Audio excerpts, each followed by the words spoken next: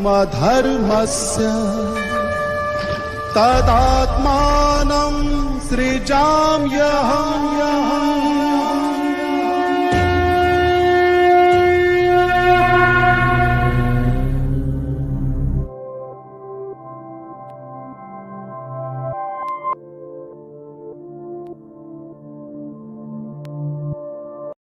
ओम शांति।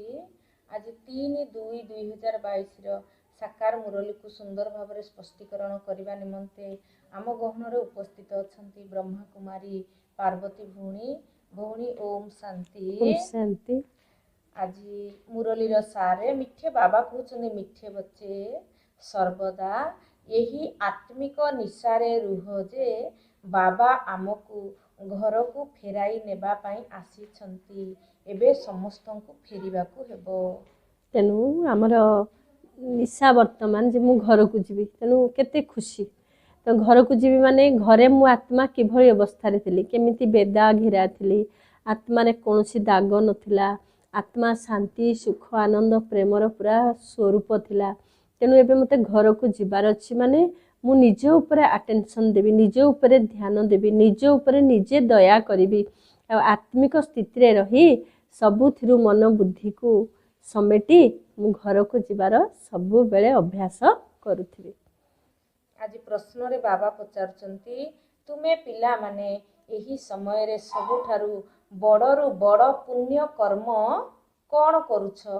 उत्तर रे बाबा कहउचंती निजर सबु किछि शिव बाबांक निकट रे समर्पण करि देबा एहा हेउछि बहुत बड़ पुण्य। समर्पण करी पूरा श्रीमत रे चालिबा द्वारा बहुत उच्च पद मिली जाई थाए। एनु सबुठारु पुण्य कर्म हला निजर सब बाबा को दे देबा और बाबा को देबा अर्थात बाबांकर तो शरीर नहीं से कौन करिवे ना बाबा जो कार्य करिबा पई आछंती नरक को स्वर्ग करिया पई से कार्य रे यज्ञ स्थापना रे ब्रह्मा कुमारी ईश्वरीय विश्वविद्यालय रे जोठी तन दरकार मन दरकार धन दरकार समय अनुसार जदि आमे ताको सफल करि देबा ताहले ये सबुठारु पुण्य कर्म हो जिवो। कारण समय अनुसार सफल करने द्वारा आमको धुआं मध्य एक्स्ट्रा मिलिबो समय पार होला परे सफल कले ताठू कम धुआं मिलिबो। तेणु बाबा कहले सफल करने सहित पुणी बाबांक श्रीमत रे चलिबा अर्थात आम भितर कौन से कमी कमजोरी रखिबा नहीं ये सबुठारु बड़ पुण्य कर्म। बाबा आज पुणी आउ गोटे प्रश्न पचारचंती केउ गोटिए नुआ कथा मनुष्य मानक बुद्धि रे बहुत मुश्किल रे धारण होई थाए। बाबा कहउचंती शिव बाबा जी की निराकार अटंती सी ब्रह्मांकर शरीर रे प्रवेश करिछंती सी ही सबुठारु बड़रु बड़ आसामी श्रेष्ठ आत्मा अटंती तांकर ही उच्चरु उच्च पाठ रहिछि। एही नुआ कथा मनुष्य मानक बुद्धि रे बहुत मुश्किल रे धारण होई थाए। सबुठारु श्रेष्ठ उच्च उच्च हेले परमात्मा आ परमात्मा आसिले ब्रह्मा को तन रे प्रवेश कले तेणु ब्रह्माकर पाठ मध्य श्रेष्ठ नंबर 1 पाठ सी भी प्ले कले। तेणु शिव बाबा को आ ब्रह्मा बाबा को दुई जन को स्पष्ट भाव में जानिबा ये होची नुआ कथा मध्य। तेणु एक कथा समस्ते बुझी पारंती नाही। बाबा कहते शिव बाबा को जानिबा अर्थात ब्रह्मा को जानी ब्राह्मण होगा को निश्चिंत पड़िबो। आमे ब्राह्मण न हेले आमे भी सत्ययुग दुनिया को जीवा को योग्य हेबा नाही। तेणु ब्रह्मा को ऊपर भी आमर संपूर्ण निश्चय हेबा दरकार।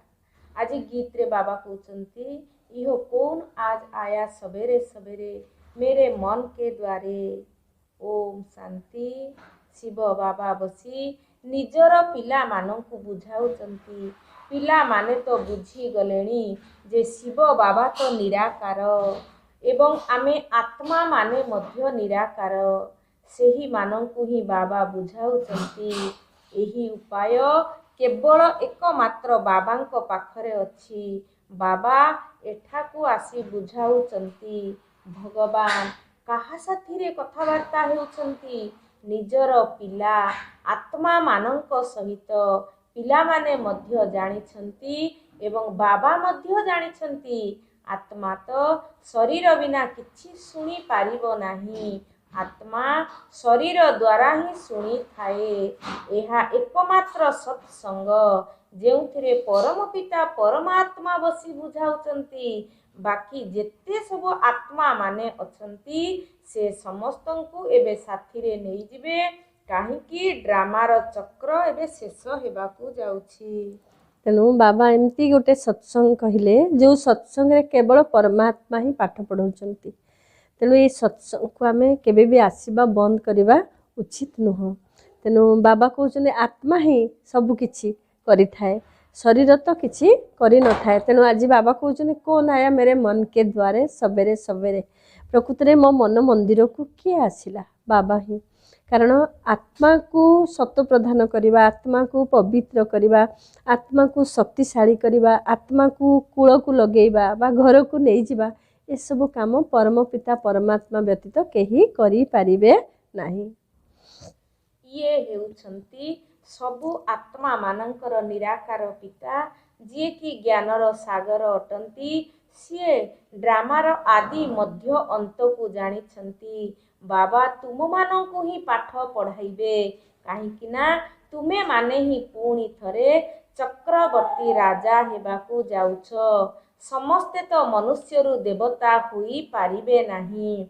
जेउ माने प्रथमे देवी देवता धर्मर हुई थिबे सेही मानंकर ही पुणी थरे चारा लागिबो। जेतेबेले देवी देवता धर्मर पूरा स्थापना हुई जिवो सेतेबेले आउ सबु मठ पंथ आदि विनाश हुई जिवो। सबु आत्मा मानंकु बाबा घर को नहीं जिबे। बाबा पतित दुनिया को ही आसुचंती। से आसी समस्तंकु घर को नहीं जिबे।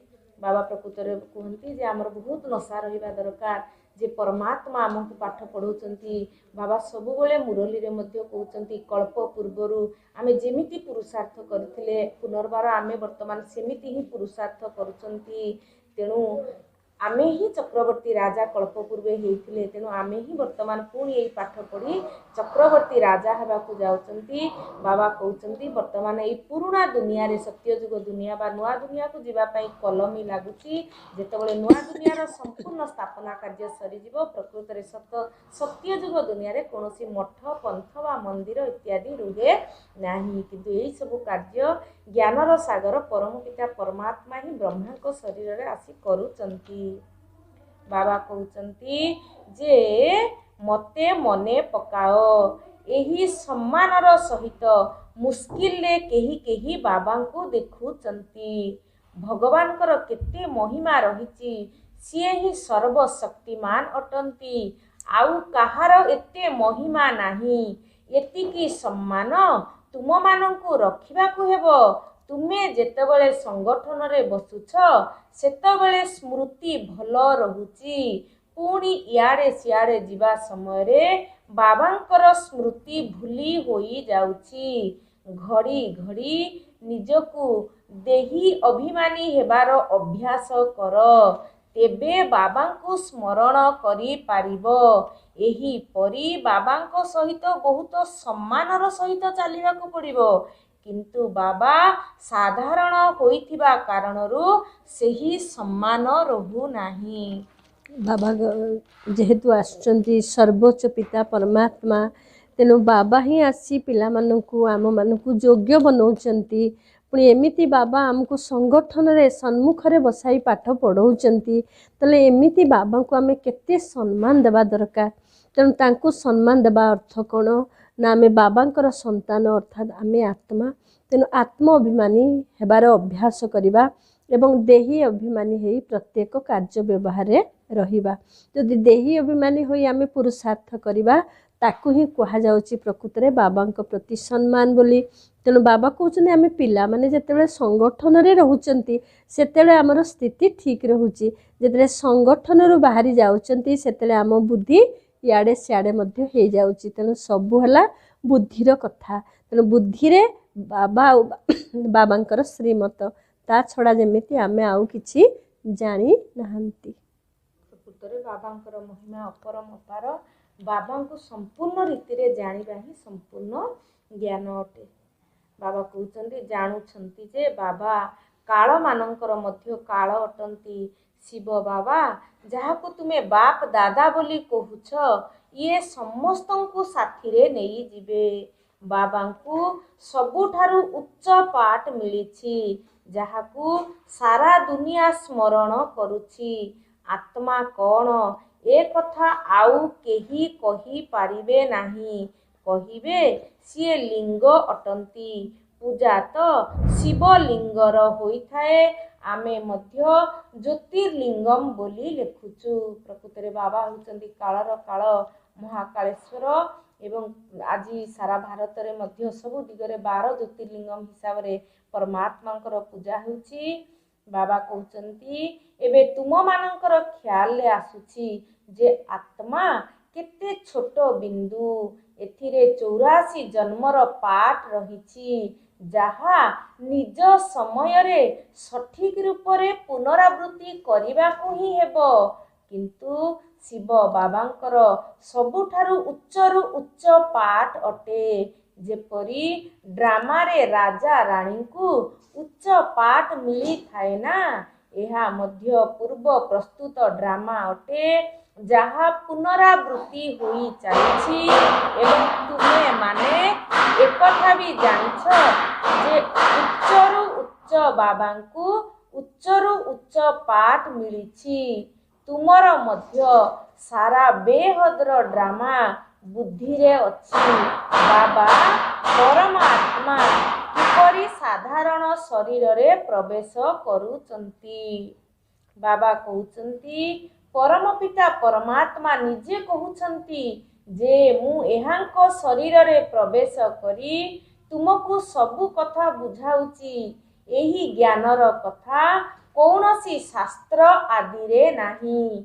शिव बाबा ब्रह्मांको शरीर रे प्रवेश करिछंती। एहा बिल्कुल नुआ कथा होइथिबा कारणरू काहारी बुद्धि रे रहु नाही। एबे बाबा कहउचंती पिला माने देही अभिमानी हुओ।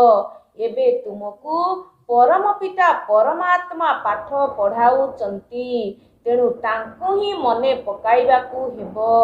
सिए एही शरीर रे बसी छंती। एहांकु तो तुमे दादा कहूथिल। एही बाप दादा उभय एकत्र अछंती। प्रकृतरे किछि समय पूर्वर मध्य भौणी मुरली रे हमकु बुझेइले बाबा एते बड़ एते सर्वोच्च तेणु जदि आमे तांकर सम्मान रखिबाकू चाहुचंती ताहले हमकु देही अभिमानी हेबाकू पड़िबो। बाबा बार बार सही कथा हमकु कहउचंती आमे सब बेले मु आत्माटिए एवं मु आत्मा ई देहरु संपूर्ण अलग आटे जहाँकि यह कौनसी गुरु मत नुहे यह कौनसी मन मत नुहे यह कौनसी शास्त्र मत नुहे यह हेउची परमात्मांकर मत। तेणु परमात्मांक मतरे चलिबा ही बाबांकर सम्मान रखिबा सहित समान अटे। तेणु बाप दादा ब्रह्मांक शरीर रे बाबा आसिले ब्रह्मा सेतबेले दादा हो जाउचंदी शिव बाबा बापा अटंती। एही गुप्त कथा जहाँकि तुम मानंकु बुझाउछंती ये हेले ब्रह्मपुत्र नदी ये सागर नुहंती बड़रू बड़ नदी एहांकु ही कहिबा पुणी रहिचंती सरस्वती। तुमे हेउच ज्ञान सागररू बाहरिथिबा ज्ञान गंगा माने सेमाने पुणी एही भली चित्र तैयारी करी देइछंती। ब्रह्मपुत्र केउठारु बाहरिची ए कथा सेमानंकु कोन जणा। पुणी सरस्वतींकर मध्य नाम रहिची ए कथा मध्य अल्प बहुत शास्त्र रे रहिची।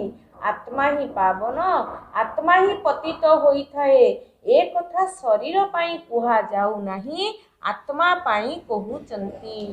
तेणु बाबा कहउचंती प्रकृतरे ज्ञानर सागर होउचंती परम पिता परमात्मा। तेणु ब्रह्मपुत्र जीए जहाकू ब्रह्मा बाबा को ब्रह्मपुत्र बोली कुहा जाउची। तेणु ब्रह्मपुत्र सी सागर नुहंती ब्रह्मा बाबा सागर नुहंती शिव बाबा सागर अटंती। से ज्ञानर सागर सुख शांति आनंद प्रेमर सागर अटंती।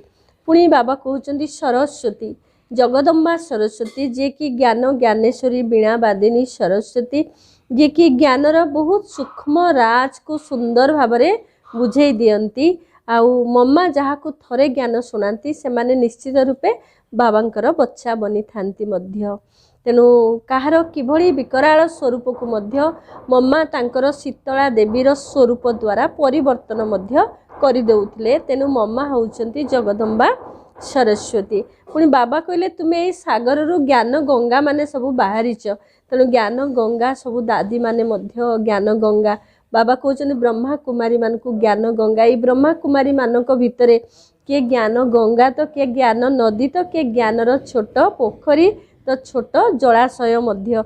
जे जेतिकी ज्ञानर अधिकारी जे जेतिकी ज्ञानर मनन चिंतन करी ज्ञानर स्वरूप होइचंती ज्ञान अग्नि द्वारा निजर पाप को दग्ध करी अन्य मानक मध्य ज्ञान अग्नि द्वारा अन्यर पाप को मध्य दग्ध करिवार निमित्त होचंती से माने प्रकृत रे जणे जणे ज्ञान गंगा बा ज्ञान नदी बनचंती एई संगम जुगरे। एपरी बहुत अछंती जेउ माने कि गोटी गोटी जिनिस समर्पण करी देउछंती। लोभ को मध्य समर्पण कर अमुक जिनिस छाड़ एठारे तुमे माने जेतेबेले बाबांकर हेउछ सेतेबेले सबु किछि बाबांको समर्पण करूछ। बाबा पुणी तुमको एहार प्रतिदान देउछंती। जिए जेतिकी श्रीमतरे चालुछंती समर्पण करूछंती तांको सेतिकी पद मिली थाए। मुख्य हैला शिव बाबा को स्मरण करिबा। शिव बाबा एठा को पाठ पढ़ाइबा को आसुछंती। बाबा तो आज कहले सबुठारु बड़ पुण्य काम हैला आमे सबु किछि समर्पण करिबा। एमती भी बाबा मुरली रे कहती ब्रह्मा बाबा तांकर गोटी गोटी जिनिस सबु किछि यज्ञ रे समर्पण करदेले। एपरिक तांको पुओ मध्य गोटे गामुछा मागिले भी सी कहले वर्तमान ताहा मो हाथ रे नाही मु यज्ञ रे संपूर्ण भाव रे उइल कर देछि। सेथिपाई निजे शिव बाबा बुझांती जे ब्रह्मा बाबा तांकर सबु किछि समर्पण करदेले तेबे ब्रह्मा बाबांकर कोन किछि असुविधा हैला बरं से केते बड़ उच्च पद को प्राप्त करिले। तेणु बाबा आज कहते गोटी गोटी जिनिस जी जेमिति समर्पण करिवो जी जेमिति श्रीमत रे चलिवो तांको सेही भली पद मिलिबो। आज बाबा कहते एकमात्र बाबा ही सत्य कथा कही थांती कहउचंती सत श्री अकाल मूरत सबु आत्मा माने अकाल मूरत अटंती। किंतु वास्तव रे सत श्री अकाल जणे ही अटंती बाकी समस्ते हेउचंती असत अर्थात मिछ। सत्य ज्ञानर कथा पाई सत्य ज्ञानर कथा पाई कहा जाउची ईश्वरंक विषय रे जेउ ज्ञान देउछंती से सबु हेउची मिछ। ईश्वरीय ज्ञान एकमात्र ईश्वर ही आसी देउछंती। तुम मानंको मने रखिबाकू हेबो जे एही ड्रामा एबे शेष हेबाकू जाउची एबे घर को आमको जीवाकू हेबो। बाबा हमको ड्रामा उपरे बहुत जोर दउचंती जे ड्रामा नाटक एका भली पुनरावृत्ति होउची ता सहित मध्य हमको बार बार बाबा मने पकई दउचंती जे वर्तमान हमको घर को जीवाकू हेबो। एवं कालीर मुरली रे बोधे बाबा कहिचंती जे प्रकृत रे पितांकर परिचय पितांक व्यतीत आउ केही स्पष्ट रूप रे देई पारिबे नाही। ए कथा बाबा मध्य आज कहउचंती ईश्वरंक विषय रे आउ जिए भी जेउ ज्ञान देउचंती ताहा जेपरि से माने अल्पज्ञ होइतिबारु परमात्मांक विषय रे सठिक रूप रे परिचय देई पारु नाहंती। किंतु परमात्मा जे सर्वोच्च सर्वज्ञ से निजे निजर परिचय बहुत सुंदर भाव रे वर्तमान निजे ही आसी देउछंती। सेथिपाई बाबा कहउचंती तुमे माने घड़ी घड़ी स्मृति रे रख जे आमको शांति धाम घर को जीवाकू हेबो। जेउ माने गवर्नमेंट चाकरी करूचंती से माने 8 घंटा सेवा करूचंती तुमको मध्य 8 घंटा पर्यंत एही जोगर यात्रा को बढ़ाइबाकू हेबो। अंतिम समय रे तुमे 8 घंटा एही सेवारे रहिबो तेबे जाई पूरा वर्षा नेबो। समस्ते तो करी पारिबे नाही जदिओ केही केही तीव्र पुरुषार्थ करूचंती किंतु केही केही थकी जाउछंती। एही लक्ष्य बहुत उच्च अटे। तेणु सबुठारु उच्च लक्ष्य हैला आमे 8 घंटा बाबांक याद रे रहिबा जेमती जो माने सर्विस करूचंती 8 घंटा से माने समय देई थांती ऑफिस रे से भली बाबा कहउचंती अंत समय पर्यंत आमे जेतले 8 घंटा हमर याद रो चाट हे जिवो सेतेबे जाई आमे संपूर्ण वर्षार अधिकारी हेई परिबा। बाबांकर संकल्प जो बाबांकर आस रहिछि आम प्रति शुभ आशा रहिछि मो पिला माने उच्च पद पांतु आमे सेई बाबांक आशा को पूरा करि परिबा जदि हमर याद रो चाट 8 घंटा हेई परिबो। ଏହା ମଧ୍ୟ ଆମକୁ ପାଣ୍ଡବ ଗଭର୍ଣ୍ଣମେଣ୍ଟ କହୁଛନ୍ତି ଏବଂ ଏଇ ପାଣ୍ଡବ ଗଭର୍ଣ୍ଣମେଣ୍ଟର ଲ ମଧ୍ୟ ବନେଇଛନ୍ତି ପାଣ୍ଡବପତି। ବାବା କହୁଛନ୍ତି ଏବେ ଖେଳ ପୁରା ହେବାକୁ ଯାଉଛି। ବାବା ବାର ବାର ଆଜି ମନେ ପକେଇ ଦେଉଛନ୍ତି ଏବେ ଖେଳ ପୁରା ହେବାକୁ ଯାଉଛି ତେଣୁ ସମସ୍ତଙ୍କୁ ଘରକୁ ଯିବାକୁ ହେବ। ଯଦି ଏହି କଥାକୁ ମଧ୍ୟ କେହି ମନେ ରଖିବେ ତେବେ ଏହାକୁ ମଧ୍ୟ କୁହାଯାଏ ମନ ମନା ଭବ। ତୁମେ ମାନେ ଏବେ ସମ୍ମୁଖରେ ବସିଛ ସମ୍ମୁଖରେ ଶୁଣିବା ଦ୍ୱାରା ଯେପରି ବୁଦ୍ଧିରେ ଛାପି ହୋଇ ଯାଇଥାଏ ତେଣୁ ଘଡ଼ି ଘଡ଼ି ସ୍ମରଣ କରି ଚାଲ ଯେ ଏବେ ଘରକୁ ଯିବାକୁ ହେବ। ତୁମର ଏବେ ମରିବାର ଭୟ ଛାଡ଼ିଗଲାଣି। ମରିବା ପାଇଁ ଭୟ କର ନାହିଁ ଦେହି ଅଭିମାନୀ ହେବାକୁ ପଡ଼ିବ। ବାବା ଆଜି ବହୁତ ସୁନ୍ଦର କଥା କହିଲେ ଯେ ମନମନା ଭବ ଅର୍ଥାତ୍ ବର୍ତ୍ତମାନ ଏହି ସୃଷ୍ଟିର ଅନ୍ତିମ ସମୟ ଖେଳ ପୁରା ହେବାକୁ ଯାଉଛି ଏବଂ ମୋତେ ଘରକୁ ଯିବାକୁ ହେବ। ଏହି କଥାକୁ ବି ମନେ ପକେଇବା ଅର୍ଥାତ୍ ମନମନା ଭବ ସ୍ଥିତିରେ ରହିବା। ବାବା କହୁଛନ୍ତି ଦେହି ଅଭିମାନୀ ହିଁ ଭଲ ସେବା କରିପାରିବେ ତେଣୁ ଜ୍ଞାନୀ ତୁ ଆତ୍ମା ହେବା ଦରକାର। ପ୍ରଦର୍ଶନୀ ସେବା ପାଇଁ ଧ୍ୟାନୀ ଆତ୍ମା ନୁହେଁ ଜ୍ଞାନୀ ହୋଇଥିବା ଦରକାର। ବାବାଙ୍କୁ ଜ୍ଞାନୀ ଆତ୍ମା ହିଁ ପ୍ରିୟ ଲାଗନ୍ତି। ଆଜିର ବରଦାନ ବାବା ଆମ ସମସ୍ତଙ୍କୁ ଦଉଛନ୍ତି ନିଜକୁ ବିଶେଷ ପାଠଧାରୀ ମନେ କରି ସାଧାରଣତାକୁ ସମାପ୍ତ କରୁଥିବା ପରମ ବା ଶ୍ରେଷ୍ଠ ହୁଅ।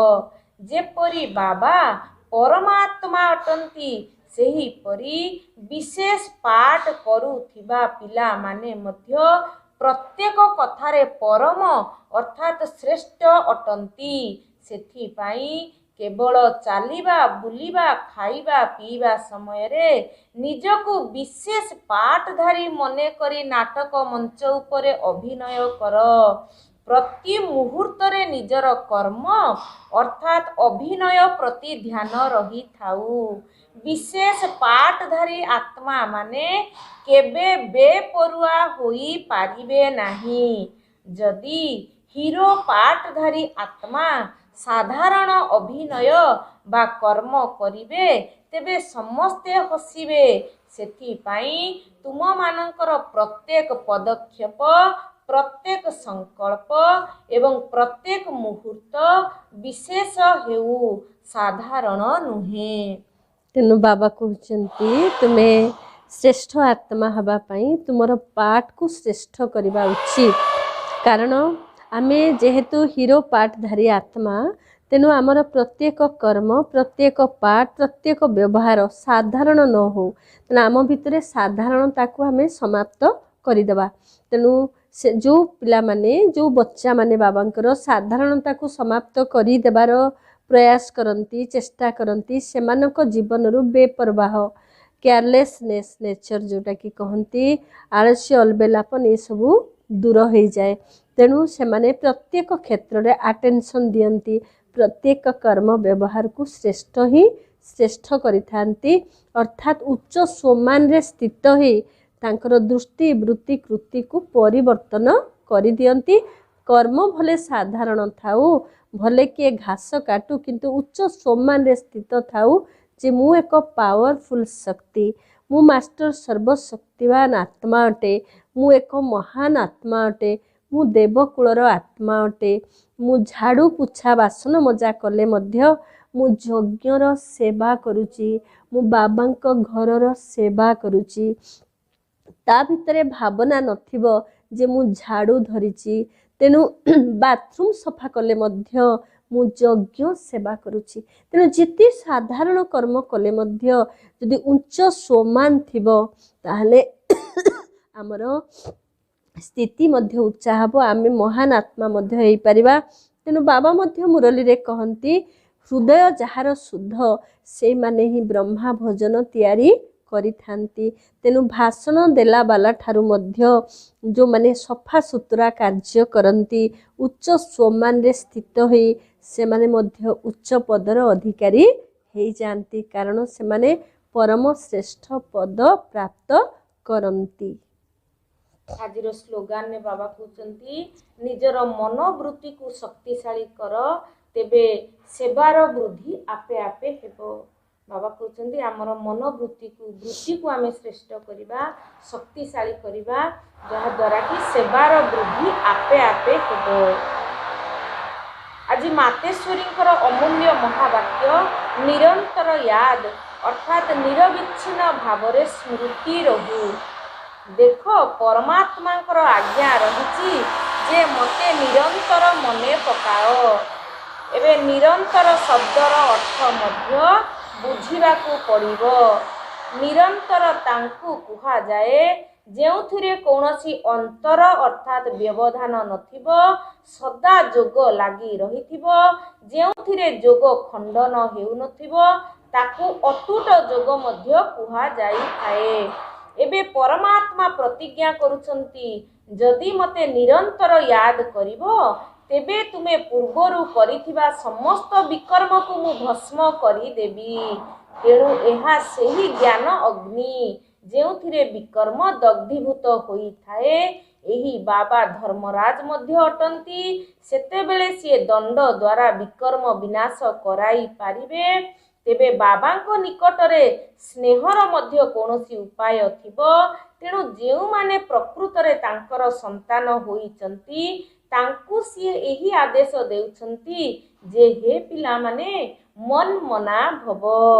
मन मना भव तो बाबा जी कहिदेले घर को जीवा नाटक शेष होउची निरंतर मते याद कले तुमे विकर्माजित होई जीवो। बाबा जी कहते जोग खंडन न हो निरंतर आमे याद करिबा धर्मराज रो कठिन दंडरु मुक्ति पाई जीवो। परमात्मा को निकटरे विकर्म विनाश कराइबा पई दुईटी उपाय रहिची। गोटिए हेला दंड आधार रे पवित्र करिबार उपाय द्वितीयटी हेउची जोग लगाइबा द्वारा पवित्र हेबार उपाय जहा द्वारा पाप नाश होई थाए एवं जीवन मुक्ति पद प्राप्ति हुए। किंतु दंड पाई विकर्म विनाश कले बाबा कहती आमे आ उच्च पद को प्राप्त करि पारि नथांती। ता बदल रे आमे काहे कि खुशी रे बहुत प्रेम सहित बाबा को मने पकाई बाबा गुणगान करी आमे काहे कि हमर विकर्म को विनाश न करिबा। सेति पई बाबा कहते दुखर आवागमन रु मुक्त हेबा पई परमात्मा को याद व्यतीत आउ कौनसी उपाय ही नहीं। याको मध्य हमको मन रखिया को पड़िबो। आमे जिते जोठी मन लगेले जहा कले भी आमे दुखर चक्र रु मुक्त हेई परिबा नहीं। तेणु केवल एई एते बड़ दुख भय चक्र बिहुरु बाहर करला वाला केवल हेउचंती परमात्मा। तेणु बाबा कहउचंती परमात्मा को खुशी रे मने पकेबा जहा को केबे भूलिबा नहीं प्राप्ति बहुत उच्च। तेणु तांको याद व्यतीत आउ कौनसी उपाय नहीं दुखरु मुक्त हेबा पाई। एही भली मम्मा अति सुंदर भाव रे ज्ञान को बुझांती। अच्छा ओम